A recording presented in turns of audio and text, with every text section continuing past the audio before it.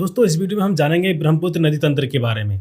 ब्रह्मपुत्र नदी का उद्गम तिब्बत में मानसरोवर झील के पास से चेमायुंगडुंगु ग्लेशियर से होता है। और दोस्तों आप जानते होंगे मानसरोवर झील के पास से दो नदियों का उद्गम और होता है, सतलुज नदी और सिंधु नदी। तिब्बत में ब्रह्मपुत्र नदी को सांगपो के नाम से जाना जाता है। और दोस्तों यह हिमालय के समांतर पूर्व की ओर बहती है और बृहद हिमालय की सबसे पूर्वी चोटी नामचा बरवा इसके पूर्व से घूमती है और यू टर्न लेते हुए दिहांग गोर्ज का निर्माण करती है और भारत के अरुणाचल प्रदेश में एंटर करती है।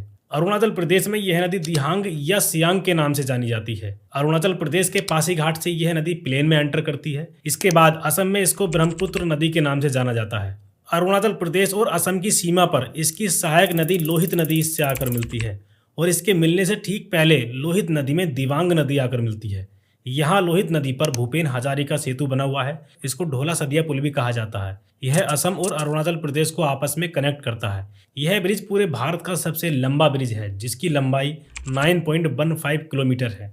दोस्तों दिवांग और लोहित नदी के अलावा बाएं ओर से मिलने वाली इसकी प्रमुख सहायक नदियां हैं धनसिरी और कोपली। और दोस्तों दाएं ओर से मिलने वाली ब्रह्मपुत्र नदी की प्रमुख सहायक नदियां हैं सुबनसिरी, कामेंग, मानस और तीस्ता। असम में ब्रह्मपुत्र नदी में एक द्वीप है माजुली नदी द्वीप, जो कि पूरे विश्व का सबसे बड़ा नदी द्वीप है। दोस्तों यह इतना बड़ा द्वीप है कि यह असम में भारत का पहला आइलैंड जिला भी है। असम की राजधानी दिसपुर भी ब्रह्मपुत्र नदी के किनारे स्थित है। ब्रह्मपुत्र नदी असम के धुबरी से निकलकर बांग्लादेश में एंटर करती है और बांग्लादेश में इसकी सहायक नदी तीस्ता नदी इससे आकर मिलती है। दोस्तों बांग्लादेश में ब्रह्मपुत्र नदी को जमुना के नाम से जाना जाता है। बांग्लादेश में यह दो ब्रांच में डिवाइड हो जाती है। एक ब्रांच गंगा नदी से मिल जाती है।